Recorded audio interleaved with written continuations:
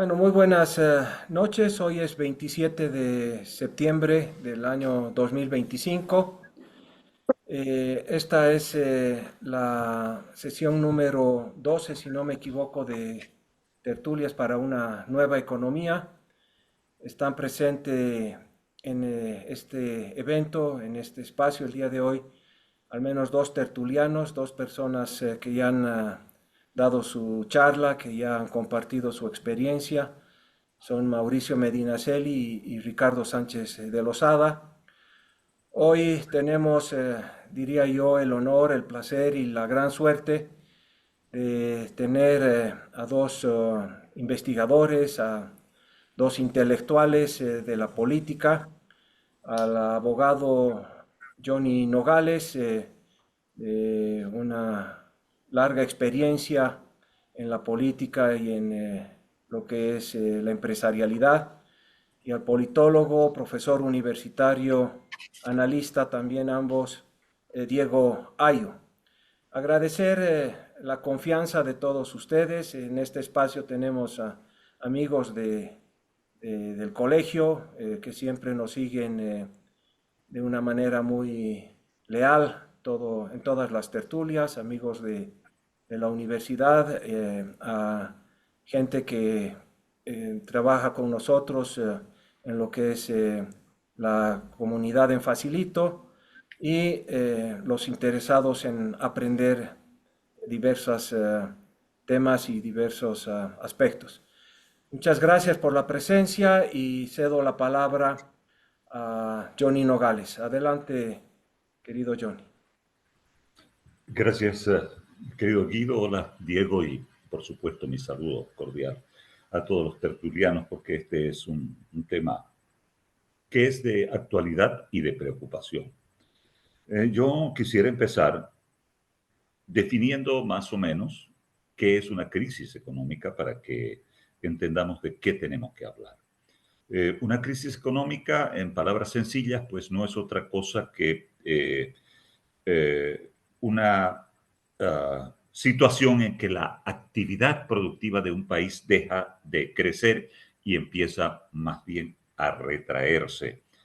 Cuando cae la producción de bienes y servicios, cuando aumenta el desempleo, eh, cuando los precios se desordenan, cuando la moneda pierde valor. En síntesis, cuando la maquinaria que mueve la economía de un país se frena, se deteriora y, por supuesto, deteriora también la calidad de vida de los ciudadanos, afectando una cuestión que es muy importante, que parece que hoy día, y hablaremos seguramente después de ello, no tiene mucho efecto en nuestra población, tal vez porque nos encontramos en una situación de elegir al próximo presidente y vicepresidente de la República, y estamos haciendo que nuestras expectativas, nuestras esperanzas de que alguien venga a detener lo que ahora vivimos como una crisis que no es solamente económica, pero que vengan a detener, a solucionar, a plantear alternativas. Y digo que no es solamente económica porque entiendo que entre las cosas peores que puede ocurrirle a un país es la que estamos pasando actualmente. Es una crisis económica, pero una crisis institucional en la que en 2 décadas se han destruido prácticamente las instituciones, y algo que me preocupa muchísimo más, una crisis moral. Como diría una de nuestras tertulianas aquí, es una crisis axiológica. Entonces, definido esto, yo creo que sería interesante, Diego, que empecemos por hacer una comparación de qué ocurría en 1985 y qué ocurre actualmente. Algunos de nosotros tenemos los años para decir con satisfacción, si se puede llamar así, que estamos pasando ambos, lo que ocurrió hace 40 años exactamente y lo que está ocurriendo hoy día.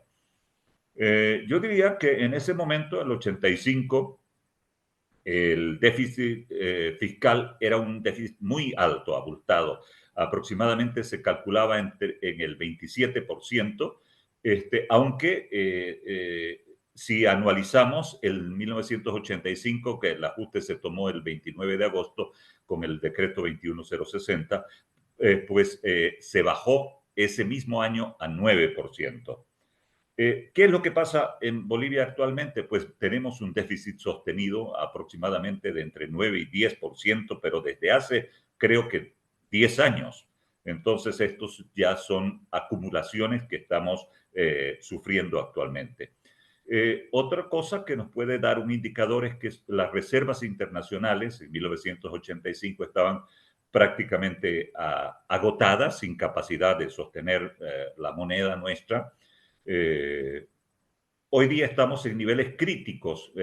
La caída ha sido aproximadamente superior al 80% de nuestras reservas internacionales desde el 2015. El tipo de cambio en 1985, recordemos que teníamos múltiples tasas de cambio. Había un colapso en la definición de la moneda, el precio de la moneda, el tipo oficial.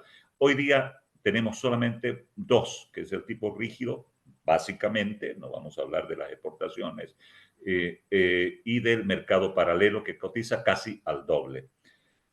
Teníamos en 1985 una recesión severa con salarios que estaban prácticamente pulverizados. Hoy día tenemos una escasez de divisas, de combustible, debido a las caídas de las exportaciones de gas, a los subsidios que están presionando el gasto y que el gobierno ha tomado una actitud cómoda de no adoptar medidas, no devaluar, por ejemplo, antes de las elecciones. Es decir, el próximo es el que tiene que tomar las decisiones. Y si es que llegamos, y hasta ahí creo que el viceministro fue muy claro, tenemos gasolina hasta el 8 de noviembre y de ahí en adelante ya verán lo que viene. Pero en el marco político, ¿qué era lo que ocurría? En 1985, después de la debacle, recuerdo que se recuperó la democracia en 1982, el 10 de octubre de 1900, en octubre del 82, pocos días después se fue el doctor Enansi Lesuazo a Naciones Unidas a dar una conferencia y vuelve y empiezan los problemas, que eran problemas que ya se venían acumulando también con los cambios, las alternancias en el poder de pseudodemocracias, elecciones en el Parlamento y de golpes de Estado.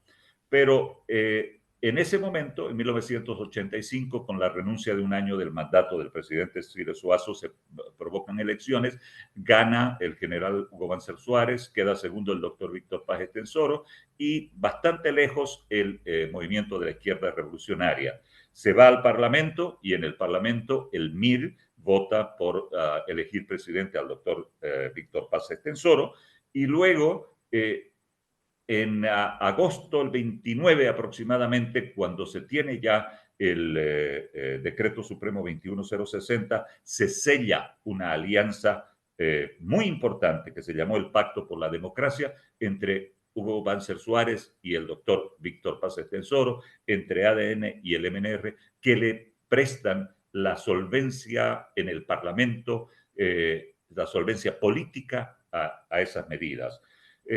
Hoy día estamos en una transición en curso, estamos con lo que se llama la segunda vuelta, mal llamada así, porque esta es una nueva elección, ya no hay más contendores que dos, es un balotaje y tenemos unas promesas de reforma económica. La discrepancia que hay entre uno y otro periodo podría ser que la inflación anual, ¿no es cierto?, que en ese momento, en 1985, ya era difícil de establecer de cuántos miles era. La gente dice entre 20 y 25.000%. Hoy día no tenemos esa inflación. Tenemos una inflación que está calculada de manera interanual en un 25%. Creo que eso es lo que va a llegar también hasta fin de años. Eh, Sin embargo, tengo que decir que la inflación en alimentos es por encima de este promedio, pero no llega, por supuesto, a los niveles de la hiperinflación que teníamos en 1985. De todas maneras, hay nomás unas, unos elementos que nos recuerdan la época previa al 21060. Tenemos reservas exhaustas, tenemos un déficit persistente que he dicho que está en alrededor de 10 años, en el orden del 10%, distorsiones cambiarias y tenemos pérdida de expectativas de los agentes económicos. De manera que en este momento, para darle paso al comentario de Diego, termino diciendo que si bien la diferencia hoy día podemos decir que es de grado, no de naturaleza, es decir, no hay una diferencia fundamental, veo que están dadas las condiciones justamente para iniciar un proceso de mayor crisis económica, pero creo que con un proyecto, un programa económico serio y con la condición sine qua non de que haya un nuevo pacto político, es posible revertir esa crisis y llegar a un colapso como el de 1985. Sin embargo, el margen es estrecho. Mientras más demoremos la corrección, mayor va a ser el costo económico y social. Y eso tiene que ver con que no pudimos definir el 17 de agosto quién iba a conducir el país y hemos tenido que soportar 3 meses más de un gobierno que continúa tomando medidas económicas. Hablaremos en algún momento, Diego, de un 5% que acaban de aprobar para incrementar retroactivamente el sueldo de empresas estatales, incluyendo también aquella que maneja los fondos de jubilación hoy día, y que eso va a ser un regalo, un presente griego para el próximo gobierno. Pero aquí me paro para darle paso a mi querido Diego. Muchísimas gracias, querido Johnny. Creo que das toda la cobertura eh, estadística del problema económico que tenemos, así que para mí es sensacional tu exposición, me permite abrirme un poquito más. Por supuesto, agradeciéndole a Guido Capra, ¿no? Me honra con esta invitación y le mando un fuerte abrazo. A ver, yo creo la primera pregunta que vale la pena hacerse, y es la pregunta de despegue precisamente de la charla, es, estamos frente a una crisis brutal, lo sabemos. Estamos frente a una debacle de país, ¿no? Es una cosa que no la notamos tanto porque estamos más pendientes de si el Lara ha dicho algo, el Andrés se ha vuelto a equivocar, o si el Tuto tiene alguna buena idea, ¿no? Estamos muy metidos en la coyuntura electoral y nos permite, o nos impide más bien, abordar el asunto con un poquito más de profundidad. Siempre suena pedante esto porque sí, me voy a hacer el profundo, precisamente en base a 5 preguntas que nos dan línea a esto, entendiendo que estamos en un momento crítico absolutamente descollante. Es lo que se llama crisis. Ese es el momento en el que estamos. Es una crisis. Una crisis, decía Zabaleta, te permite leer mejor las cosas. Cuando estás en crisis, ves bien. No es como si, perdón, esto no estaba en los planes. Déjeme.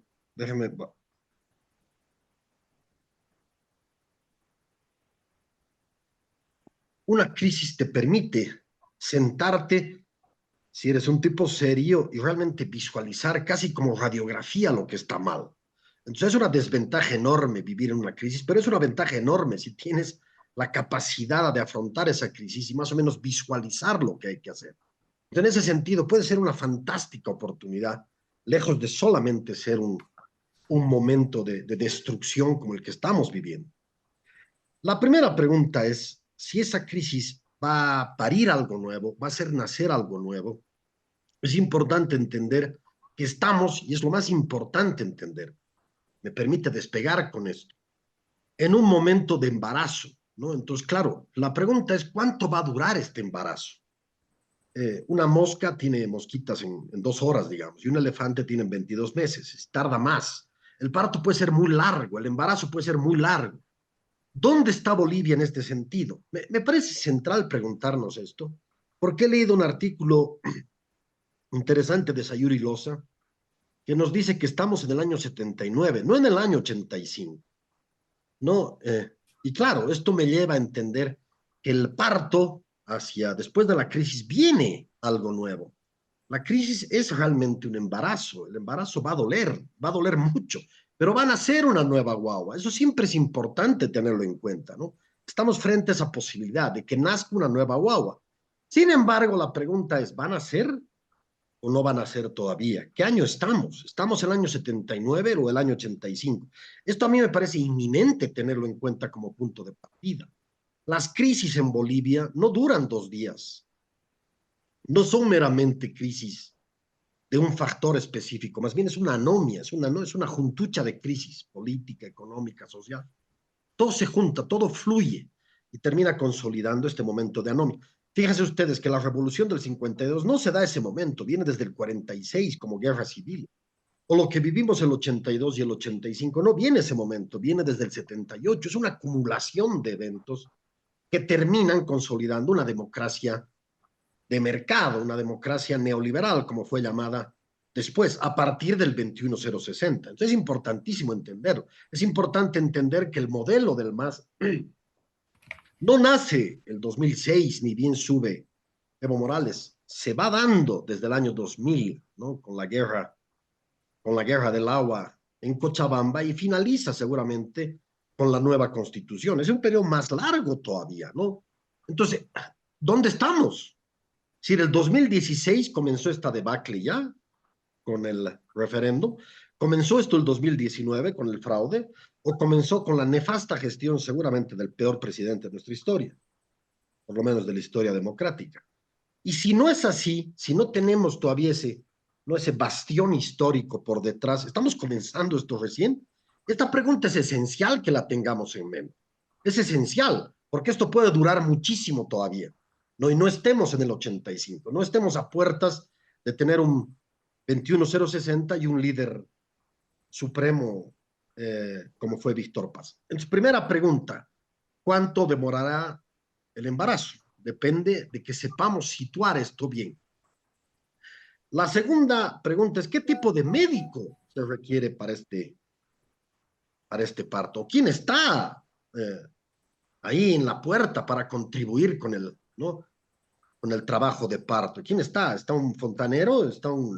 ¿Está un taxista o está un médico? Esta pregunta es esencial que la sepamos hacer, porque tenemos dos líderes. ¿Quién se parece más a un médico ginecólogo? Si es que hacemos la pregunta muy ingenuamente y casi, ¿no? Casi con un poco, como les digo, de torpeza analítica, ¿no? ¿Quién se parece más a ese médico? A mí me parece central hacernos esta pregunta porque nos lleva precisamente al análisis de la persona o las personas que tenemos enfrente, que son esenciales. Si tenemos el médico, tenemos el encargado del parto o no lo tenemos. Esto es fundamental saberlo. Y claro, no lo vamos a saber hasta que lo sepamos. Está claro que solamente son intuiciones, porque todo esto es futuro. Pero si bien yo tenía mucha fe, porque es parte del imaginario, ¿no? Y de la política del deseo, de esa suerte de ilusión que se va generando en cada proceso, tenía fe en Rodrigo, cada vez la tengo menos, ¿no? Y cada vez me parece mucho más cercano al perfil de un presidente el señor Tuto Quiroga, ¿no? No lo puedo negar, digamos, ¿no? Me parece mucho más acertado pensar que Tuto, con toda la inmensa distancia que puede tener un Víctor Paz, sería el encargado de sacarnos de esta crisis y que no retrocedamos al año 79, si no estemos en el año 85, que tenga la capacidad de jalar esto, ¿no? Y realmente nos permita, sí, tener esa suerte de 21060, ese parto doloroso, porque va a ser doloroso, pero tengamos a la guagua, nazca la guagua. Entonces me parece fundamental visualizar esto en términos de candidaturas, ¿no? Me parece fundamental visualizar esto en términos de de la persona que tenemos enfrente. No es algo menor. Esto es decisivo y va a cifrar el desenlace que tengamos. Fíjense ustedes que si hacemos un juego imaginario, ¿se imagina alguno de ustedes que hubiera pasado el 85?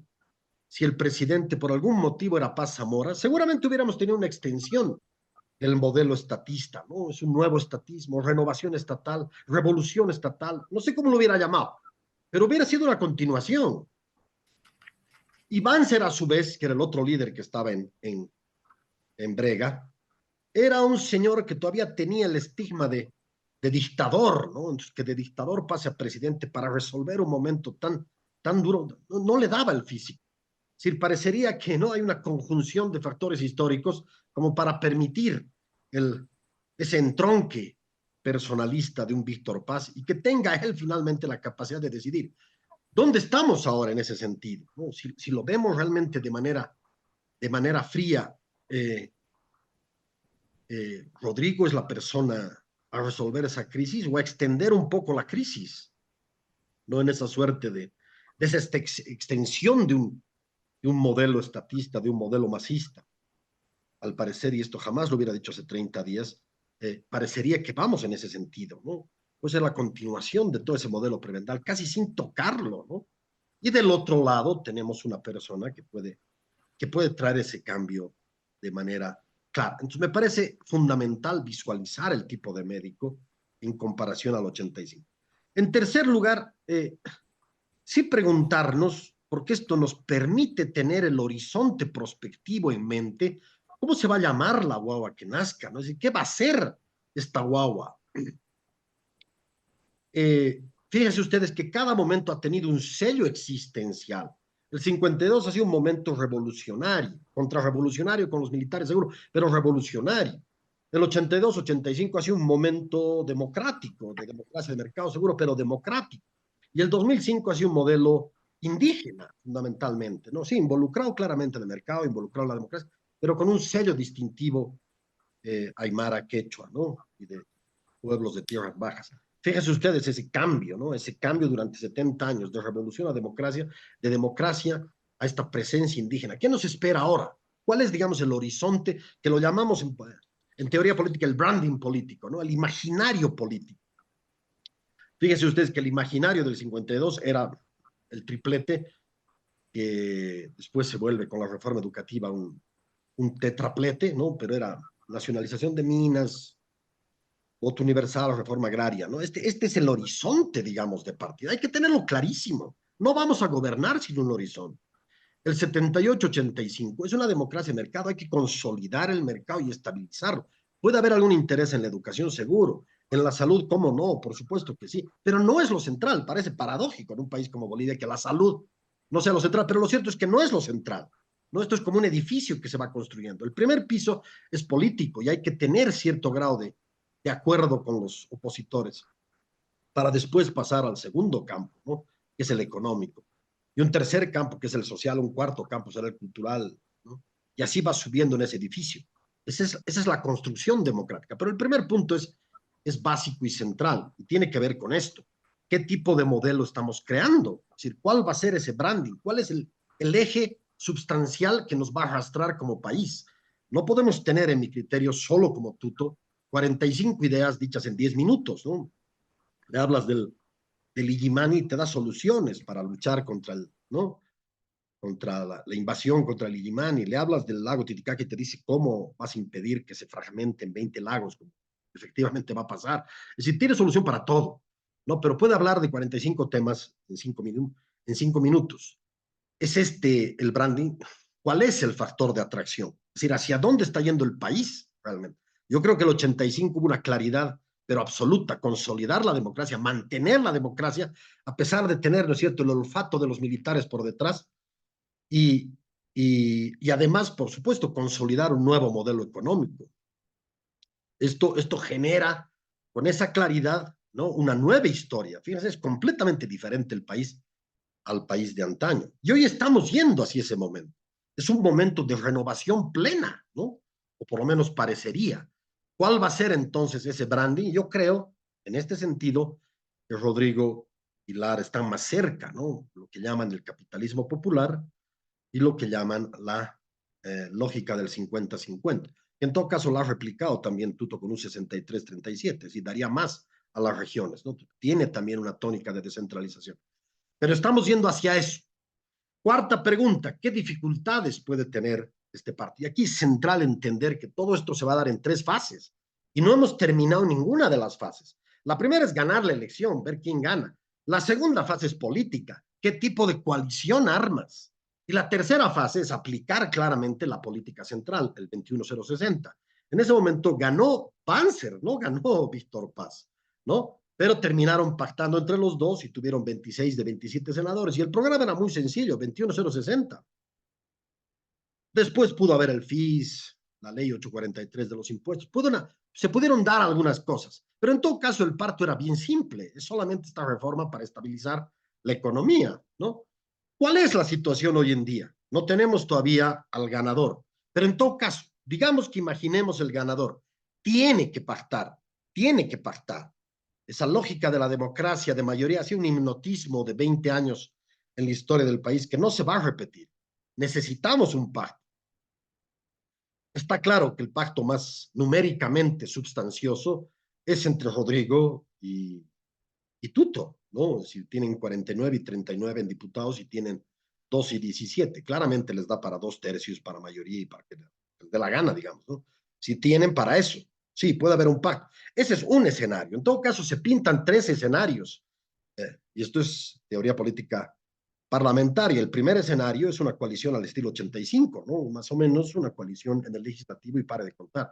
La segunda es una coalición en el legislativo y en el ejecutivo. Se distribuyen además ministerios. Y la tercera más bien es en función a leyes, ¿no? Son pactos inmediatos, circunstanciales. ¿No? Ahí tienes que tener brokers, que se llaman, ¿no? Estos intermediarios de la política que te permiten juntar a las partes, negociar con ellos. ¿Qué quieres tú? Tú quieres 5 leyes que declaren eh, al EQECO patrimonio intergaláctico de la humanidad. Sí, perfecto, te damos esa ley, excelente, ¿no es cierto? ¿Y tú qué quieres? Bueno, tú quieres que el lago Popó sea ascendido a patrimonio milenario de los seres humanos, perfecto. No, claro, juegas con todo esto, ¿no? Y son leyes en función precisamente a coaliciones completamente esporádicas, ¿no? Son los 3 modelos. ¿Hacia cuál estamos yendo? Esto es difícil saber en este momento. Yo me puedo jugar y pensar que lo más sensato va a ser que hagan la coalición entre los mismos 2 contendores. Y si esto no se da, es efectivamente claro que va a ser entre Rodrigo Tuto con Samuel y, y Manfred, ¿no? Esta coalición es fundamental entender. Y en tercer lugar, más allá de que Ramiro Cabero esté haciendo solito su decreto y su política, va a tener que pactar, ¿no? Va a tener que hacer, digamos, un acuerdo con los del frente, igual que fue el 85, se juntaron entre ADN y MNR y terminaron de diseñar con la ayuda de un gringo, además, este decreto, ¿no? Esto va a tener que haber, una coalición tecnocrática definiendo el destino inmediato, es decir, que se junten José Gabriel Espinosa con un Ramiro Cabero, es lo más seguro si es que hacemos esa coalición. Van a tener que estar, ¿no? Ahorita no lo entendemos bien porque estamos todavía en una fase previa, estamos en la fase de victoria electoral, claramente no le vas a dar ni el saludo al del frente, ¿no? Es una competencia electoral durísima, ya nos hemos enterado que la esposa de Samuel se ha enojado mucho con Tuto, por ejemplo. Yo digo que esto es legítimo, pero en todo caso también sé que una competencia electoral es eso, una competencia electoral, ¿no? No es igual que jugar Tulpuña, digamos, ¿no? Es una competencia electoral. Quinta pregunta, con esto voy a concluir. ¿Cuál es el entorno de la UAU? Es decir, ¿cuál de esos elementos del branding se va a desarrollar? Yo creo que son 2 los elementos más importantes, porque esto es después, es el cuarto punto. Si logras ganar, logras establecer un pacto, implementas esa política de inmediatez imprescindible para el país, y hay 1800 días más. ¿Qué vas a hacer esos 1800 días? Esa es la pregunta central, yendo desde el pasado a ese futuro, como lo he ido mostrando o intentando mostrar. Y creo que 2 son los elementos. Uno, claramente, el 50-50, que es descentralización, pero no como la concebimos desde el año 94, con 250 municipios, 350. No creo. Yo creo que hay 2 aristas geográficas fundamentales, que son el Alto y Santa Cruz, que van a jalar hacia el Atlántico, hacia el Pacífico, es decir, construyendo una suerte de nuevo país, ¿no? Con corredores bioceánicos. Si nos ponemos a pensar qué desató ese 21060, porque fue realmente el parto, es increíble ver que en esos 20 años y los siguientes 20 años se construye muchísimo, ¿no? Es decir, tenemos de pronto autonomías indígenas, descentralización, tenemos de pronto, entre toda esa multiplicidad de ideas, gobernadores que son elegidos directamente. Es decir, el cambio es pues gigantesco de esa Bolivia que vivíamos en el año 84-85 con esta nueva Bolivia. ¿Qué nos espera en los siguientes 20 años o 40 años? Es fantástico pensarlo, ¿no? Yo quisiera pensar que vamos a tener corredores bioceánicos a partir de esta dualidad geográfica. Pero eso en todo caso se verá en los siguientes años, no puedo decirlo, simplemente lo suelto, pero es evidente que este problema 63, 37 o 50, 50 es esencial. Y el segundo punto es el capitalismo popular. Este punto a mí me parece seguramente el más importante para los siguientes años del país. ¿Qué es este capitalismo popular? Que suena muy bonito decirlo así, como en campaña, como debe ser, pero es mucho más difícil de lo que pensamos. Yo creo que el capitalismo, imagínense ustedes que Bolivia es una cancha de fútbol y el capitalismo funcionaba solamente ahí en el centro de la cancha, hay un círculo, ¿no es cierto? Es decir, la capitalización funcionaba ahí, unos cuantos empresarios cruceños funcionaban ahí con el agro. Es decir, sin embargo, Bolivia se va llenando de otra gente, ¿no?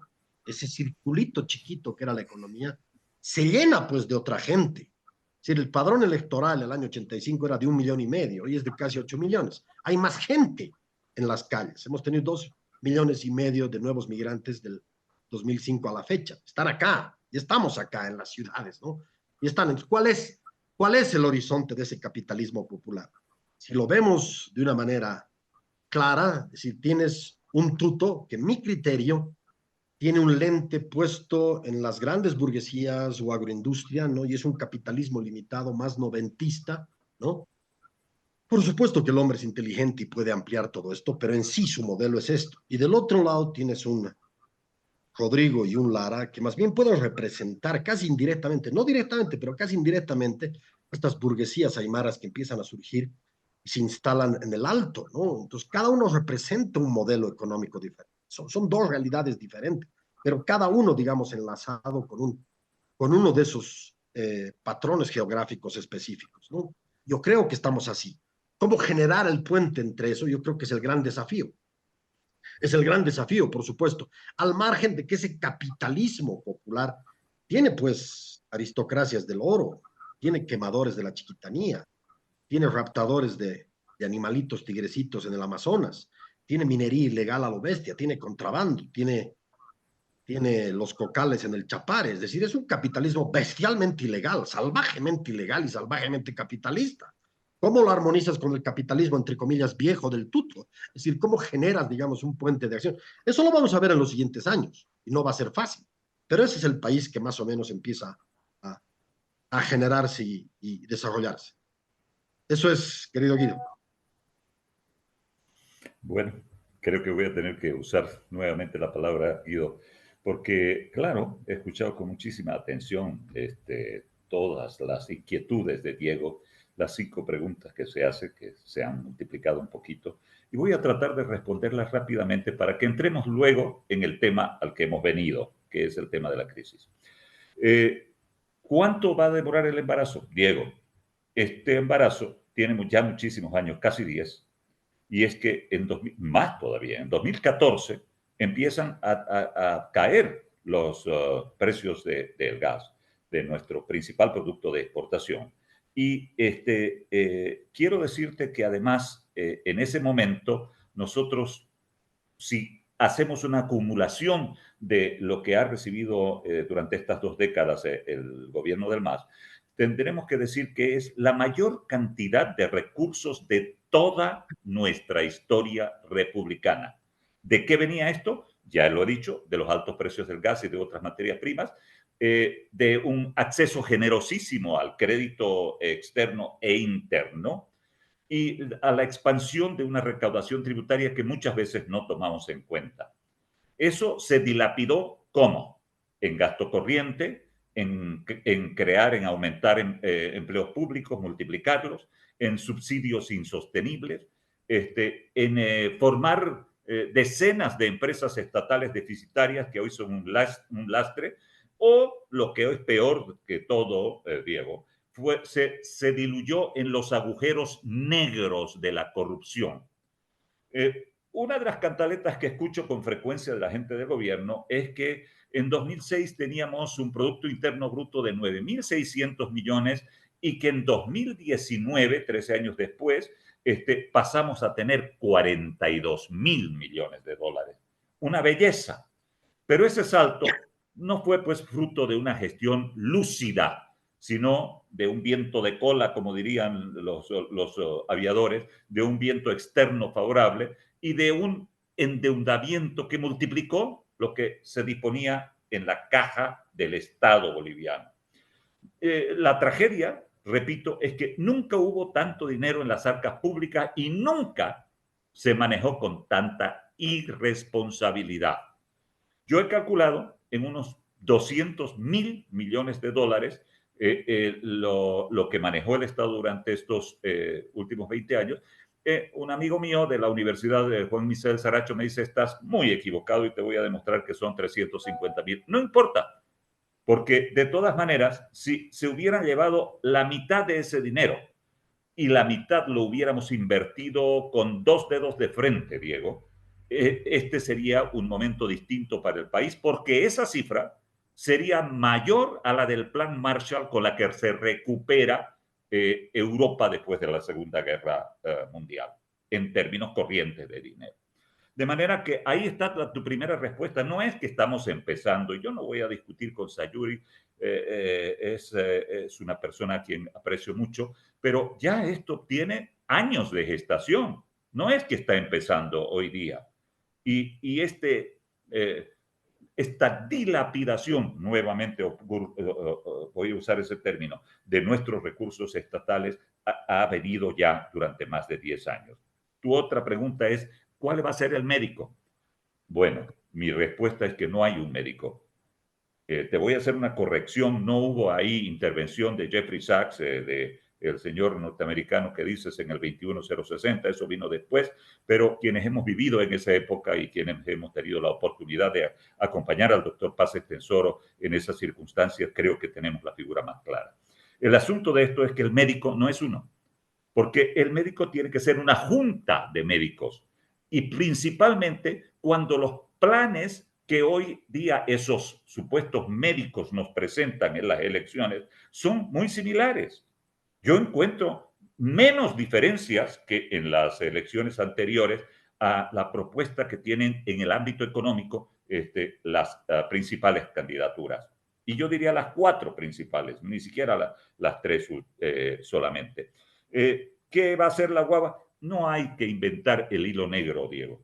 Aquí lo que hay que hacer es una aplicación de unas medidas que después voy a entrar en detalle al analizar el 21060, pero evidentemente tienes razón que el escenario es distinto, no solamente en número de habitantes de Bolivia, pero es un cambio de eje económico. Hemos pasado de La Plata al estaño y del estaño ahora a una dualidad, porque son dos, aunque Santa Cruz tiene todavía el puesto hegemónico con 1/3 de la producción nacional. Sin embargo, el Alto también tiene que contabilizarse. Y ahí te digo que hay una cuestión que viene, ese cambio de eje viene en un tema agroindustrial por un lado y comercial por el otro. Y tenemos que atender a ambas visiones y que creo que no son incompatibles. Un modelo en el que se va a necesitar pacto, un modelo en el que, al igual que en 1985, ninguno de ellos puede sacarlo solo, ninguno. Y yo creo que de repente mis números no son tanto los que has dicho tú, porque 2 no son suficientes para tener 2/3. Se necesitan por lo menos 3. Y mi trabajo, mi deseo y lo que he venido haciendo durante estos últimos meses, a partir de la reunión ya de Cochabamba, que fue propiciada y donde se firmó un documento de entendimiento, es que sean 4 las fuerzas porque necesitamos esto. ¿Por qué? Porque cuando la Junta de Médicos esté operando, mi querido Diego, vamos a tener a un enterrador esperando que fracasen y enterrar al muerto. Y ese enterrador, ya lo ha anunciado en todas sus letras, es don Evo Morales. Evo Morales, y yo diría el movimiento al socialismo, no diría el partido político, todavía no hay que decir que se ha muerto.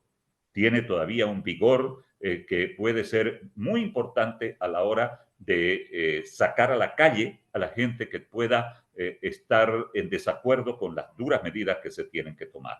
Y eso me lleva a pensar que necesitamos, si tenemos la conciencia de que debemos hacer pactos, necesitamos no causar esas heridas de guerra, por ponerla de alguna manera, que van a imposibilitarnos o que van a ser escollos frente a la necesidad de tener un pacto político que nos dé el manejo parlamentario, porque aquí hay que modificar incluso formas, aspectos de la Constitución Política del Estado. La Constitución Política de 2009 es una constitución de absoluta concepción estatista. Y hoy día tenemos que cambiar todo esto para que le demos nuevamente al sector privado la posibilidad de desarrollar sus capacidades de generación de riqueza y de empleo y que podamos salir de la crisis. Si están de acuerdo, yo creo que tengo una visión muy clara sobre cuál es el estado de la economía de hoy, porque lo que necesitan esos médicos ante la falta de información que hemos tenido de parte de este gobierno, es saber cómo estamos, cómo está ese enfermo, qué es lo que tiene. Hoy, por ejemplo, yo decía que estamos en un país hipotecado, porque la deuda pública está rozando el 90% de nuestro Producto Interno Bruto. El déficit fiscal está superando el 10%. Las reservas internacionales netas se han reducido a niveles críticos. Están, según el último reporte del Banco Central de Bolivia en agosto, están en 2.881 millones de dólares, pero, ojo, de estos 2.880, solamente 170 son millones en divisas, es decir, en platita. Los 2.651 millones de dólares son el 92% de lo que hay en las reservas, son en oro y hay unos 58 millones en derechos especiales de giro. Pero en cuanto al oro, además de estar en su mayoría depositado en bancos extranjeros, varios expertos afirman que ha sido comprometidos en operaciones de swap que ponen en riesgo un mínimo legal de 22 toneladas que deberían permanecer intocadas de acuerdo a la ley 1503, si no estoy mal, y por lo tanto que ya hay por lo menos 8.4 toneladas que han sido ignoradas, es decir, que han sacado más de 800 millones de dólares para sostener las cuestiones del Estado. Y aparte de eso, tenemos en una mochila muy pesada los llamados pasivos cuasi fiscales, que son compromisos que no aparecen en el presupuesto, Diego, pero que en la práctica van a hipotecar al Estado, van a reclamar la seriedad del Estado para responder. ¿Cuáles son esos? Esos bonos del Banco Central con los cuales han absorbido una liquidez, pero que generan unos intereses crecientes. También los créditos otorgados a las empresas estatales que nosotros sabemos que nunca van a devolver lo que han recibido. El subsidio de los combustibles que se está camuflando como un gasto operativo de yacimientos, pero que consume miles de millones de dólares cada año. Este año vamos a estar cerca de los 3.000 millones de dólares. Y después, las inversiones de la gestora pública que se han invertido en papeles del Tesoro, que están convirtiendo el ahorro previsional de las personas que ya están en edad de jubilación en financiamiento del déficit. Entonces, estas deudas no figuran en las estadísticas, pero tarde o temprano van a tener que honrarse, se traducen en una carga adicional que va a tener que enfrentar el próximo gobierno. Entonces, yo creo que ahí tenemos, ¿y por qué digo esto, Diego? Porque creo que lo más grave es que como sociedad no hemos asumido aún la magnitud del despilfarro que hemos tenido, ni la profundidad del pozo en que nos encontramos. Estamos pensando que, bueno, el que venga, cualquiera que sea, de repente uno de los dos va a poder hacer magia con una varita mágica para que esto desaparezca. Yo no creo que eso es así. Las cifras suenan abstractas, pero qué cantidad de miles, de cientos de miles de millones de dólares hemos perdido. Yo creo que eso es algo en lo que tenemos que verdaderamente reflexionar, pensar y ver a continuación, si ustedes quieren, con todo nuestro auditorio, podemos plantear cuáles son las soluciones, que para mí no hay ninguna solución de invento del hilo negro ni del agua tibia. Es una cuestión económica que debe reflejarse en medidas económicas de corto, mediano y largo plazo. Y a partir de ahí vamos a poder hacer las otras transformaciones necesarias en los temas, por ejemplo, institucional y moral, al que me refería al principio. Dejo ahí mi participación para darle tiempo a mi amigo a Diego. Johnny, te agradezco muchísimo la participación, pero yo no creo que sea nada fácil lo que tenemos enfrente, ¿no? Me encanta el aplomo que tienes y con seguridad te nombraría ministro si estuviese del gobierno, pero yo no creo que sea tan fácil, ¿no? Y tampoco creo que son 10 años de herencia. Yo creo que podemos estar recomenzando y en función precisamente a la coalición que vaya a darse y al líder que vaya a ser elegido, podemos o retroceder o adelantarnos. Por eso daba el ejemplo de Jaime Paz Zamora el 85, de Banzer el 85. No hubiera sido igual, no hubiera sido igual. Es importantísimo personalizar la historia, dándole un nombre clarísimo, Johnny, y saber qué es lo que puede hacer alguien y qué es lo que puede hacer su rival.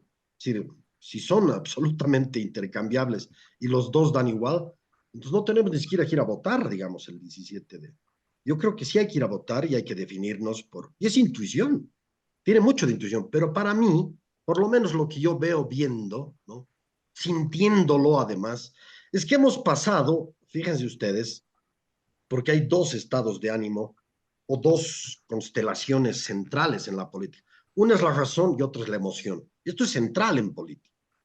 Eh, nos ha generado una emoción enorme el liderazgo de Rodrigo, seguro, y nos ha generado más razón o racionalidad pura. Tuto, Tuto es parte del viejo combo neoliberal, mejor no, está muchos años en política, mejor no. Este tipo de tónicas las tenemos. Pero sin embargo, fíjate, a medida que pasa el tiempo, la emoción que nos generaba Rodrigo se vuelve razón. No había sido tan bueno. Y más bien la razón que nos generaba Tuto se vuelve emoción, quizás soluciona el problema.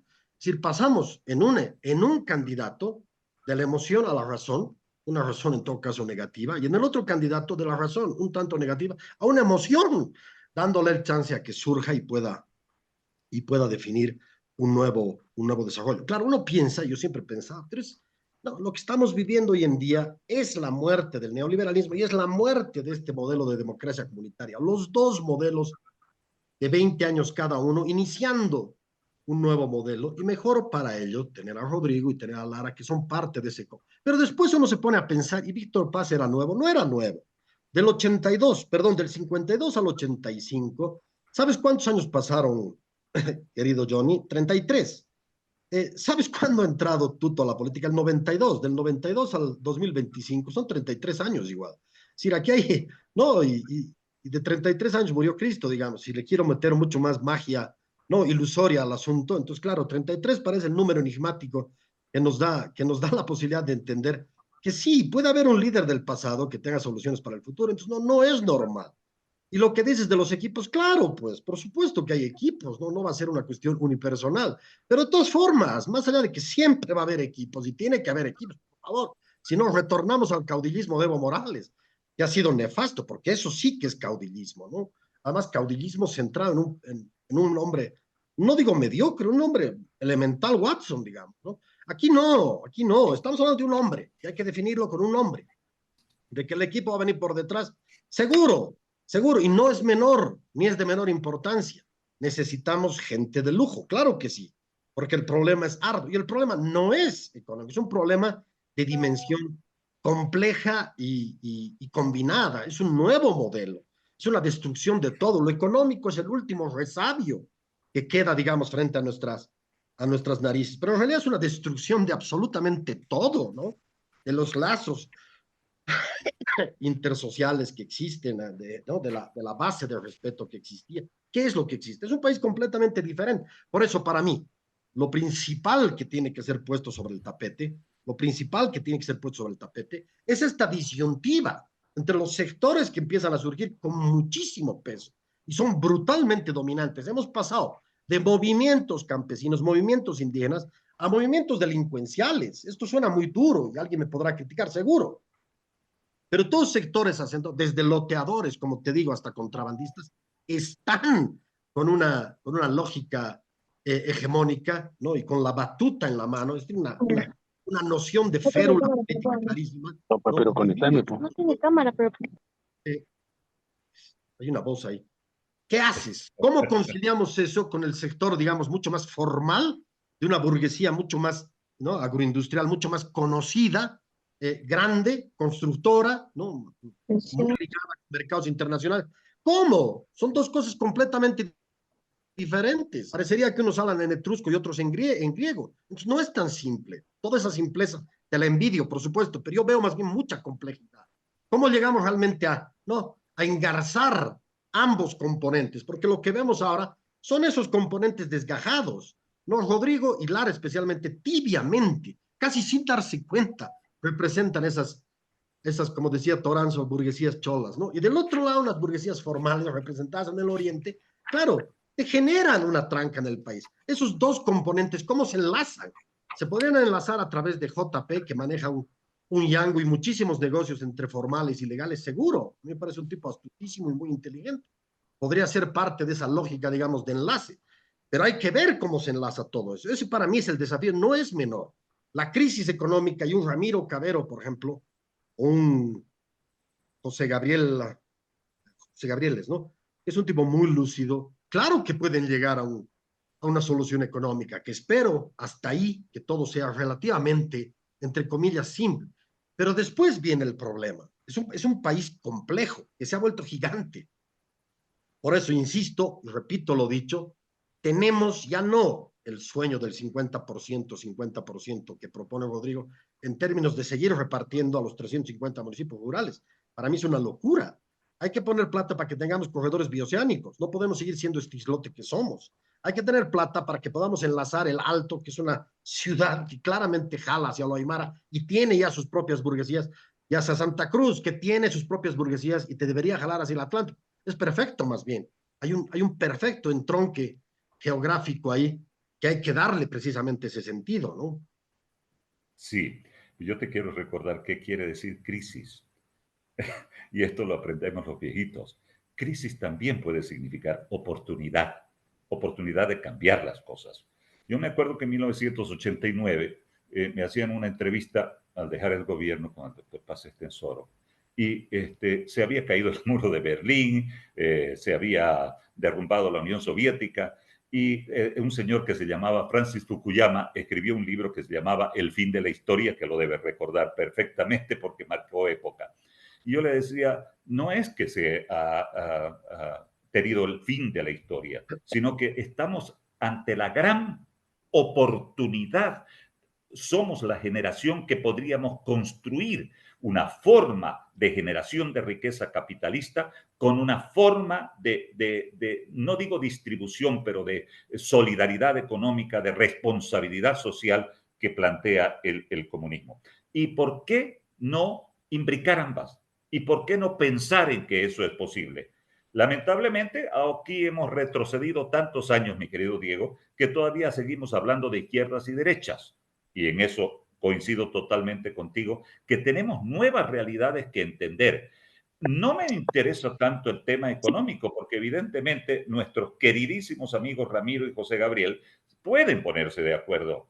Es más, José Gabriel estaba trabajando ahí con Samuel. Pero el tema de esto es el liderazgo. ¿Quién tiene que asumir el liderazgo? Porque la política es el arte del manejo de las inquietudes económicas, de las inquietudes de una sociedad que en la mayoría son económicas y tenemos que darle una respuesta. Aquí no hay solamente una respuesta que tiene que venir por la estabilidad de precios. La estabilidad de precios es un bien público porque no hay impuesto peor para la gente pobre que la inflación. Esa es la que se devora su salario. Y hemos visto, por ejemplo, el 85, cómo en la UDP, en el Banco Central de Bolivia, los que podían recibir dólares a precios preferenciales salían y a la vuelta los cambiaban y pagaban la suma con centavos de esos dólares. Fíjate que la gente que tiene recursos se enriquece más, pero la gente que no tiene se empobrece aún más. Y esa es nuestra responsabilidad, mi querido Diego, de orientar ahora a esas personas que quieren ser nuestros líderes a que se ocupen no solamente del tema económico, sino del tema de la sociedad misma, el darle soluciones a nuestra sociedad. Yo creo que estos subsidios, por ejemplo, que son insostenibles, no se pueden sacar de la noche a la mañana todos. Va a ser uno de los principales debates dónde vamos a dirigir esa plata, Diego. Y va a ser uno de los más difíciles, porque la gente lo toma ya como un derecho adquirido, el que tengo ya un bono y lo tengo que recibir necesariamente, no me importa de dónde salga. Se farrearon toda la plata que teníamos nosotros en todas estas cosas que he descrito y ahora, ¿qué les decimos ya a los que recibían el bono? ¿Ya no hay más? Eso no lo considero posible. Tenemos que volver a explorar los hidrocarburos, etcétera, etcétera, pero tenemos que tener una mentalidad distinta como la que estás planteando, de los corredores bioceánicos, de aprovechar nuestro centro geográfico para hacer el tránsito entre el Atlántico y el Pacífico, para que toda esa inmensidad de producción, por ejemplo, que tiene el Brasil y que en este momento está teniendo que ir en un largo recorrido ahí por el canal de Panamá para ir al Asia, se venga por este otro lado. Eso, por ejemplo, generaría miles de millones de dólares y muchísimo trabajo, muchísima actividad para nuestra gente. Pero eso tiene que entenderlo quien nos gobierne. Y lamentablemente no podemos hacer más nosotros, los opinólogos, los opinadores, Diego, que dar nuestra palabra y decir, señores, esto es lo que sugerimos. No tenemos la responsabilidad ya de la conducción política del Estado. Pero eso no nos va a impedir que ejerzamos una ciudadanía, que es a la que tenemos derecho, una ciudadanía que no solamente es formada e informada, sino que tiene un criterio propio y que tiene que participar. Porque si hay algo que tenemos que hacer es permitir que la ciudadanía participe. Los pueblos saben qué es lo que quieren. Y justamente la descentralización que se inició con el Boni, el tema de la autonomía que tanto se reclama y hasta el federalismo, son caminos que tenemos que atrevernos a analizar. Obviamente, pero estamos hablando en este momento de que nada de eso será posible mientras estemos sin saber cuántos cientos de millones de dólares le debemos a los señores que nos están dando los carburantes que está usando nuestro pueblo. ¿Tenemos para pagarle? ¿Cuánto es el hueco que nos está dejando el bendito gobierno del peor de los funcionarios públicos que tuvo la historia de Bolivia, que se llama Luis Arce Catacora? Este señor que manejó durante 14 años nuestra economía y que después de 5 años, además como presidente, mira a dónde nos está dejando. Entonces, yo creo que todos esos factores van a incidir, querido Diego, y por eso es que soy un hombre que tiene esperanza en que esto vaya a cambiar, en que nos unamos. A mí me da mucha pena ver que la campaña se ha convertido nada más y nada menos que en un ventilador abierto donde yo puedo hacerle el mayor daño a mi contendor. Cuando sabemos que vamos a tener necesidad de unirnos, de pactar la democracia, contrariamente a lo que decía el señor Evo Morales, que decía, la democracia pastada es una porquería, porque él no necesitaba pactar con nadie, tenía 2/3 del Parlamento, era el yo supremo, l'état c'est moi, el Estado soy yo. Entonces, ahora necesitamos recuperar el espíritu de la democracia que eso significa pactar, consensuar, llegar a acuerdos. Y yo creo que vamos a poder hacerlo porque es tan grande la crisis que tenemos en el país, la crisis económica, institucional y moral, y en esa moral voy a meter los temas del narcotráfico que tú has mencionado muy brevemente, pero que también son un gravísimo problema en nuestro país, y por supuesto toda esa pléyade de gente a la que le estamos dando un nombre que es un nombre falso. Estamos diciéndole gremialistas a muchísima gente que no hace más que contrabando, ¿no es cierto? Y que no tributa absolutamente a nada. Son multiculturales los que son avasalladores y se van y se meten en las tierras. Son los señores jueces, aquellos señores que nos están robando el derecho a la justicia. Son los señores policías los que no nos dan un resguardo a la ciudadanía. Entonces, si nos dejamos de eufemismos y llamamos las cosas como son, creo que vamos a tener un futuro promisorio, porque yo creo en nuestra patria, Diego. Guido, si me permites una intervención más, porque me parece muy importante lo que ha dicho Johnny. Claro, claro. Me inspira, porque me inspira lo que dice con tanta fuerza, a fijar un horizonte que me parece indispensable tenerlo en cuenta.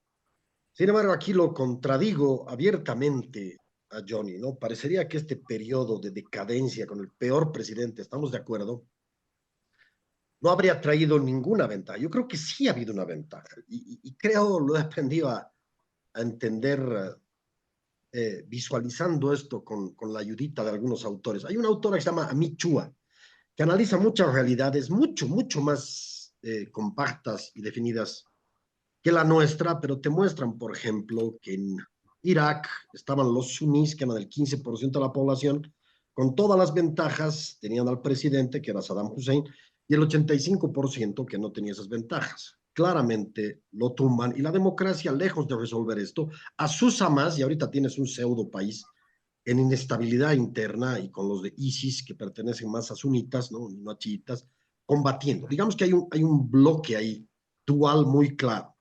Ese bloque dual se reproduce en países como Indonesia, ¿no? Con un 3% de chinos que manejan el 70% de la economía y el resto indonesios.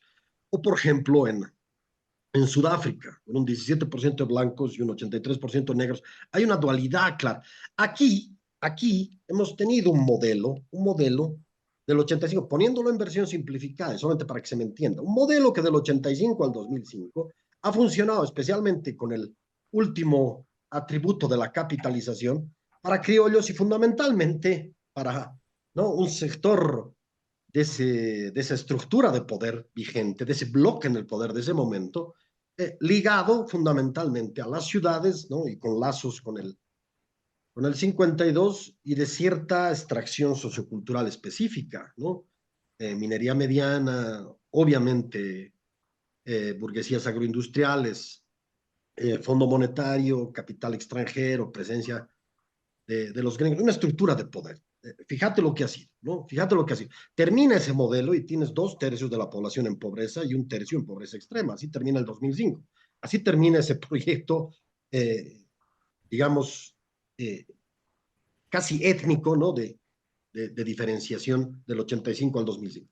Y del 2005 al 2025, con todo el desorden, sin políticas públicas, pero con una apertura, con un laissez-faire absoluto, ¿no? Con un sistema de mercado, dale, era un dique de contención, no importa, ese dique lo bajamos, el agua salta, se chorrea, llegan las gotas aquí, que es lo ilegal, aquí que no es tan ilegal, pero es más o menos ilegal, aquí que es informal, hacen lo que les da la gana, pero permites que esa misma capitalización, que ahora se llama nacionalización, ya no funcione para criollos, funcione para mestizos indígenas, ¿no? Es decir, se da, digamos, justamente la contracara, justamente, 20 años funcionando étnicamente para un lado del país y 20 años funcionando étnicamente para el otro lado del país. ¿Qué logras con eso? Casi un empate. Hay una burguesía agroindustrial y hay una burguesía aymara quechua del otro lado. Sí, muy ilegal, sí, relacionada con todos estos espacios que comentaba anteriormente, pero digamos que has logrado un empate. Más bien, ¿qué sería el futuro si concebimos así un periodo de 20 años casi relegado a cierto grupo sociocultural específico y los 20 siguientes años a otro grupo sociocultural específico? ¿Qué nos espera los siguientes 20 años? yo creo que es indispensable. Por primera vez tenemos tantísima claridad en promover un proyecto de descentralización, porque eso sí permitiría que haya una suerte de empate histórico precisamente entre esos sectores de burguesías cholas y esos sectores de burguesías tradicionales. No lo vas a lograr de otra manera. No vas a tener nunca más un Santa Cruz que le diga sí al jefecito. No lo vas a tener. Eso es imposible. Y eso sí que lo firmo yo ahorita. Hoy estamos iniciando la descentralización verdadera. Hoy se está iniciando. Bueno, hoy es un decir, digo, el 17 de octubre, 18. Ahí sí que impulsamos este proyecto que va a ser fascinante, porque es una descentralización de ciudades, es una descentralización de bloques demográficos con ciertos actores de élite, ¿no? Sus propias oligarquías bien solidificadas, unas más legales, otras más ilegales, pero bien solidificadas, y yo creo que se reinicia ahí realmente el país, ¿no?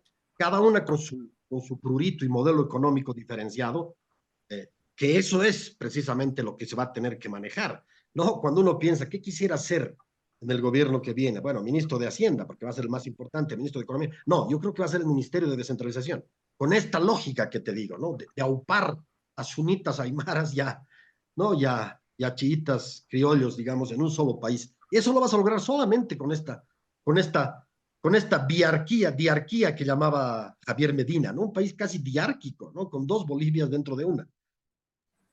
Eso es. Es que estamos totalmente de acuerdo. Ahí sí que hemos llegado a un punto. Por eso yo te mencionaba que hoy día es inevitable ya, encarada la crisis económica o a partir de ella, hablar de autonomía e incluso de federalismo sin tener miedo, para darle el espacio Lo has a dicho, cada lo has uno dicho. de esos sectores de que tengan la capacidad de usar su forma de generar riqueza. No es la misma la del Alto a la de Santa Cruz y no queremos que sea la misma. No Que queremos que sea cada la misma. uno use sus mejores virtudes para contribuir al desarrollo nacional. Porque te voy a recordar, mi querido Diego, que la riqueza de las naciones no es aquella que está guardada en las arcas de los bancos centrales, que es tan inerme a la disposición de los políticos a que ellos decidan qué se va a hacer. La verdadera riqueza es la suma de la riqueza de los individuos de una nación, Así desde mi es. punto de vista. Y quiero decirte que cuando hablo de eufemismos, no estoy haciéndolo peyorativamente, porque reconozco que esos señores que están en este momento en el contrabando, por ejemplo, están quitándole una gran presión al Estado por tener trabajo. El 85% de nuestra fuerza laboral, Diego, es informal. Y es una forma de decir también, por no decir que en muchos casos es también ilegal, porque el no pagar impuestos, no estoy hablando de actividades ilegales como el narcotráfico solamente, el no pagar impuestos es también una ilegalidad. Entonces, no es peyorativo, es reconociendo esa diversidad, es subsanando las heridas que se han abierto en esta división en la que los blancos son contrarios a los mestizos, en los que los altos a los bajos, los del occidente a los del oriente, es decir, en esta lógica de la confrontación que nos ha conducido el socialismo durante 20 años, porque es su forma de subsistencia. Y yo creo que eso es algo que a hoy día, y vea la coincidencia feliz de terminar posiblemente este conversatorio con una idea común, la de construir el país que no hemos podido hacer, la nación que no hemos podido hacer en 200 años, tenemos oportunidad de construirla ahora. Quiero decirles que finalmente que para mí haber participado en ese gobierno y conocer de cerca el 21060, para mí no es más que otra forma de expresión de responsabilidad política, que es lo que estamos demandando actualmente. Este era algo que solucionó el problema que se había presentado en ese momento, así como el 52 también fue la solución a los problemas de aquella época. Entonces, yo creo que tenemos necesidad de reconocer la realidad, decirnos la verdad, hablarnos sin tapujos, Diego y queridos amigos, construir acuerdos para corregir el rumbo. No se trata de negar los avances sociales, que los habrán habido, por supuesto, pero no quiero romantizar tampoco el tema del ajuste. Hay que tener la claridad de que lo que aquí se trata, Diego, es de evitar males mayores, porque te invito a pensar, ¿cuál es la alternativa? ¿Qué pasa si fracasamos hoy día? ¿Quiénes son los que van a venir a sustituir de repente en un año, como ya nos ocurrió con la anterior presidenta, que no duró un año? ¿Qué es lo que va a pasar si es que no logramos enrumbar al país nuevamente? ¿Vamos a volver a tener un presidente autocrático? Creo que ese es algo que no deseamos, creo que es el desafío que hoy día nos convoca y qué bueno tener gente como tú y como todos los asistentes de este conversatorio. Gracias, Guido, porque creo que compartimos por lo menos este anhelo, este deseo de contribuir a que Bolivia pueda constituirse en nación y solucionar sus problemas. Guido, 2 minutitos más. Claro, Eh, claro, por favor, Mi sí. querido Johnny, para mí es un honor debatir contigo. Has estado en el 21060, has sido un gran periodista y ahora estoy discutiendo contigo. Para mí es solamente una alegría y solo puede ser motivo de sentirme fascinado. Y añado entonces a eso, porque creo que es indispensable hacerlo. Y aquí lamento ser un poco pedante, pero hay un texto que me ha fascinado la anterior semana de John Meacham que habla sobre los grandes presidentes de Estados Unidos. Yo sé que parece lejano, pero humanamente me parece indispensable tomarlo en cuenta, que los grandes presidentes y las grandes figuras han surgido en momentos de desastre nacional. Uno de ellos es evidentemente Lincoln, ¿no? Tenía el chance de que su país se quiebre y se mate. Bueno, logra la unidad y logra además revertir el estado de esclavización. Otro es Roosevelt, en el peor momento, Roosevelt, un oligarca, ¿no es cierto?, se separa de sus amigos y promueve el New Deal, ¿no?, el nuevo trato, es decir, saliéndose de todo lo que era su vida ¿no?, de capitalista privilegiado y más bien enfatiza su rol en el peor momento de crisis económica después de la crisis de 1929 y enfatiza aquí a las clases medias, a las clases insurgentes. Me parece fantástico. O por supuesto el Lyndon Johnson, ¿no? Y claro, su biografía muestra claramente que el tipo era pues racista, ¿no?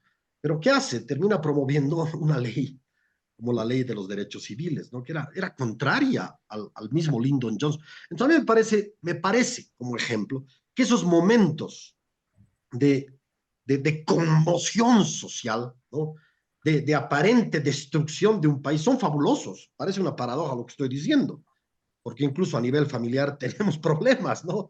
Es decir, hay problemas, llegamos justo a final de mes, todo lo que, ¿no?, nos... Sin embargo, creo que es un momento paradójicamente, de llenarnos de optimismo, ¿no? Resolver esa crisis claramente nos va a dar a luz a un país diferente, ¿no? Un país, no tengo la menor duda, es mejor, ¿no? Así que un gusto hablar contigo, Johnny. Muy gentil.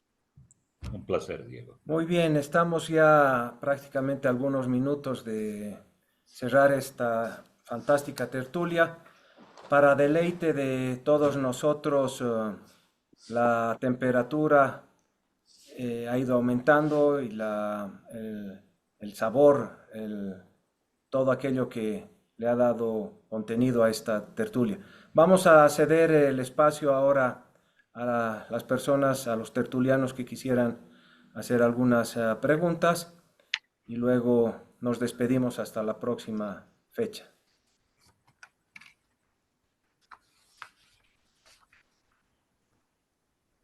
No sé si es que no nos ha entendido nadie, pero no hay, creo, comentarios. Así que muchísimas gracias, querido Guido. No, Y tenemos a Diego. Mauricio. Gracias, querido Guido. Espero que me escuchen bien. Muy interesante la charla.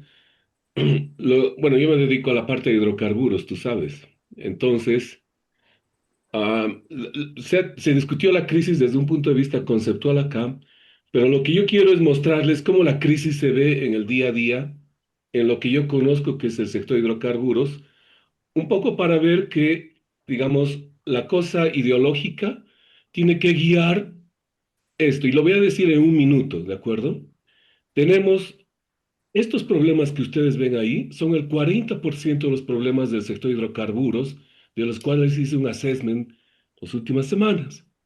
Tenemos, comenzando de la derecha arriba, subsidio a los hidrocarburos, no hay problema, ya lo sabemos. Abastecimiento del mercado interno, lo sabemos. La importación de petróleo es importante sustituirla por la gasolina de diésel porque es más barata. Hay que hacer una nueva ley de hidrocarburos. Hay multas y sanciones que YPFB tiene que pagar. Hay un contrato TCO porque todavía no se ha pagado el ducto a Petrobras durante 20 años. Hay una infraestructura de tanques de almacenaje que necesita reinversión. La cadena de márgenes de precios no ha sido actualizada en los últimos 25 años. Y YPFB debe más o menos 500 a 700 millones de dólares a los que trajeron diésel y gasolina las últimas semanas.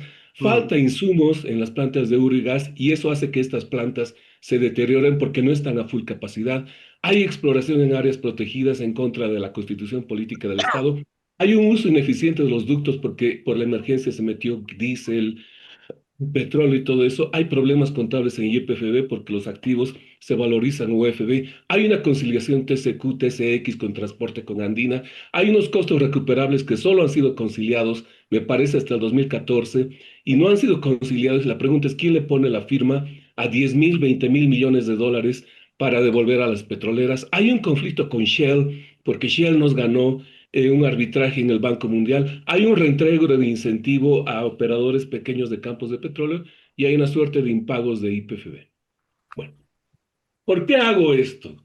Este abanico que solo es el 40% del sector de hidrocarburos y si lo duplicamos con electricidad tenemos, digamos, 100 problemas que todos son urgentes, ¿de acuerdo? Por tanto, esto es lo que hay que resolver. Este es el tamaño del monstruo. Todos son importantes e imaginen estos problemas en todos los sectores. Por tanto, aquí la ideología es cómo guiar primero la priorización y cómo incorporar al sector privado, digamos, dentro del sector o la estructura económica. Y lo que se necesita quizás son nortes o líneas claves. Una, mayor participación del sector privado. Listo. Con ese norte, todos estos problemas se resuelven de una forma. Y luego, por otra línea, es la falta de energía en nuestro país, querido Guido, está retrocediendo la producción. No tenemos la planta de urea a full capacidad porque no hay gas. El proyecto de Mutum no está porque no hay gas. La planta de separación no está funcionando porque no hay gas. Estamos a media máquina con las refinerías porque no hay petróleo. Entonces, hay que importar energía para reactivar este aparato productivo. Por tanto, y esto no es novedad. Si bien Víctor Paz Estenssoro en el 80, digamos, recogió lo que hizo Hernán Siles Sauzo, en los 50 fue al revés. Y si retrocedemos unos años más, el país ha vivido la constante de Bolivia en los últimos 200 años, ha sido la crisis. No recuerdo una época sin crisis en el marco global que dieron Diego y Johnny, que no solamente es económica, sino social, institucional y política. Entonces, el conflicto es lo que representa a los latinoamericanos. Yo vivo en Colombia, qué sé. Por tanto, una vez que reconozcamos que no hay un oasis después, y termino con la frase de la Segunda Guerra Mundial, disfruten la guerra porque la paz será tremenda. Entonces, ahí es donde viene lo terrible. Gracias, querido Guido. Fantástico. Sí, por supuesto, si me permites. Yo creo que es importantísima la participación de Mauricio. Es uno de los sectores principales y es el que ha sostenido pues, los últimos años a nuestro país. Sin embargo, la solución que él propone y que es la real, el promover la participación del sector privado, pasa, Mauricio, y lo sabes perfectamente, primero que nada, por que haya seguridad jurídica. ¿Quién va a invertir en su sano juicio un centavo con la forma que tenemos hoy día de solucionar nuestros conflictos, por ejemplo, en el área de la economía? Yo no soy abogado, además, y no confío, lamentablemente, como tampoco el 90% de nuestro país, en la Administración de Justicia Nacional.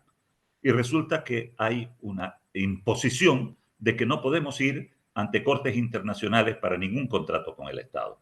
Por ejemplo, entonces, si no levantas eso, nadie, Mauricio, va a atreverse a venir a trabajar con nosotros en el sector privado.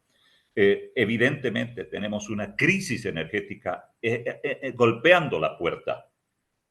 Y ese es uno de los asuntos que no podemos dejar para después, no podemos postergar, no podemos decir, no, todavía no es la etapa del embarazo, tenemos que esperar que esto todavía perdón Diego, que esto todavía crezca un poquito más como los elefantes, aquí vamos a esperar 22, no, porque no vamos a aguantar. Nuestro país no resiste un año más de la manera en que lo estamos llevando actualmente. De manera que hoy día tenemos que tomar las decisiones, pero son decisiones políticas, querido Mauricio, y decisiones políticas que van a afectar todos los sectores. ¿Mm? Te quiero Estoy de nada acuerdo más con decir, usted, Johnny, si me permite 30 segundos. Lo que usted dice es cierto, ¿no? Pero lo que se necesita es microcirugía, ¿de acuerdo? No se necesita un hachazo en este caso. Hay un sector público nacional, Asosur, vamos a poner un nombre, que está dispuesto a invertir con las cosas. Entonces, de acuerdo con usted, se necesita seguridad jurídica probablemente para el upstream, pero entonces la microcirugía parte en aterrizar toda esta ideología, digamos, a políticas, decretos y resoluciones específicas. Eso no está en contradicción con lo que usted dijo. Simplemente que si noviembre y diciembre no hay combustible con participación privada, esto no funciona, le digo. de acuerdo, totalmente. Por eso es que las soluciones son de tres etapas. La inmediata, la de mediano plazo y la de largo plazo. Pero la inmediata, obviamente yo he sido el que ha traído a esta charla la declaración del ministro que decía hasta el 8 de noviembre tenemos combustible. Sí, qué belleza. Bolivia se acaba el 8 de noviembre, empieza el 8 de noviembre a tener las dificultades y de la paz que usted decía frente a la guerra. No vamos a disfrutar la guerra en este momento, porque estamos como si la sociedad no percibiera la gravedad de esta crisis, pero quienes lo vemos de una manera distinta, sabemos, por ejemplo, que hay cosas que están absolutamente escondidas. Fíjate una cosa nada más, Mauricio. El promedio de la venta de oro que ha tenido el gobierno durante los últimos 3 años, en que ha monetizado más de 57 toneladas de oro, 57 toneladas de oro, ha sido de más de 19 toneladas por año. De ahí nomás, sin contar cartas y espadas, el gobierno ha recibido más de 5.600 millones de dólares por la monetización del oro. Entonces, tenemos costos ocultos que, decía yo, ¿cuánto debemos en este momento? Y seguramente tienes, Mauricio, la cifra. Para mí, algunos dicen 600 millones de dólares a los importadores, a los que nos dan los carburantes en el momento. Hay que liberalizar, pero liberalizar de verdad. No que quienes quieren importar por su cuenta tengan una serie de trabas que les impiden hacerlo. Porque el precio más caro de un producto es el precio que se paga cuando no hay. No existe. Aquí el diésel se está vendiendo a 25, 30 bolivianos el litro. Y no permitimos que alguien lo importe y lo venda a 12. Entonces, yo voy a estar absolutamente de acuerdo, Mauricio, con lo que planteas. Evidentemente, tenemos que hacer una planificación de corto plazo para encarar todas estas situaciones de mediano plazo y de largo plazo. Yo sí quisiera decir algo ahí. Que en Mauricio, la explicación que da Johnny.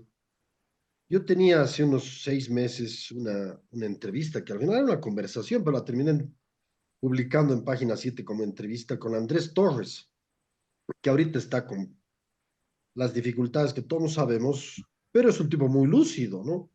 Y él me decía, fíjate, yendo a lo del gas, es decir, estos señores y ahí me aclararás, Mauricio, han terminado explorando no más de 1 o 2 pozos por año, cuando el promedio del 96 al 2005 era de 15, 18 pozos por año. Es decir, si damos si damos consistencia a esa exploración, podríamos tener una revolución energética crucial. Del otro lado, con el mutún tendríamos evidentemente hierro. Del otro lado, con el cobre, me decía él, en Coro llegaríamos a sacar mucho más que lo que saca Chile. Digamos, salvando las exageraciones de Andrés, a las que es muy afecto, podríamos pensar que Coro nos dé otra cantidad de dólares y la burguesía famosa del oro, que de 3.000 millones que han sacado pagan 80, es una burla, ¿no? Pagan la cuarta parte de lo que pagaba Simón Patiño, ¿no? Si no pagan nada, digamos. En general, todo esto, más el gas, por supuesto, nos da una explosión maldita, salvaje, decía él, ¿no? Andrés Torres, especialmente con el gas, para tener ¿no? una revolución económica brutal. Yo no sé cuánto de verdad hay en esto, pero yo quiero creer en eso, ¿no? Es decir, quiero convencerme de que vamos a seguir siendo, entre comillas, dependientes del gas, pero de muchas otras cosas más, ¿no? Añadiendo a eso el litio, aunque nos dé solamente 350 o 400 millones de dólares, si sumamos esta explosión de recursos naturales siendo exportados o siendo explotados y exportados, evidentemente se puede esperar un momento positivo. O estoy equivocado, porque eso, por supuesto, yo no sé de estas cosas económicas, pero yendo al sector hidrocarburífero, especialmente Mauricio, estamos a puertas de conseguir muchos más pozos petrolíferos, es decir, investigando en serio, explorando en serio, y no como esta burla de gobierno que solamente se dedicaba a malgastar lo que ya había. Si me permites otros 30 segundos, querido Guido, respondiendo a Diego. El problema en el país, desde mi punto de vista, ha sido de gobernanza energética, no de falta de recursos. Yo estoy de ese lado, geólogos. Si recordamos, el primer problema de corrupción del gobierno de Evo Morales fue en el sector petrolero, con el presidente Alvarado, el año 2006, en un swap de diésel por condensado. Entonces, ¿qué tenemos en YPFB? Tenemos en YPFB el caso Cutler, este swap, muertos por aquí, un presidente que salía montado en un camión de GLP. Tenemos los taladros chinos.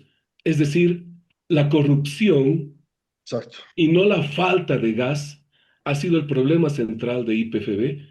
Y se perforó un pozo, no sé si te acuerdas, Boyuy, querido Diego, más de 130 Ah, millones de dólares seco y ahora hay que devolver. Entonces, es un problema de gobernanza energética y, digamos, salud corporativa que se necesita. Falta de recursos, no creo, al menos en el sector del gas. La corrupción es el gran problema de Bolivia. Correcto, Mauricio.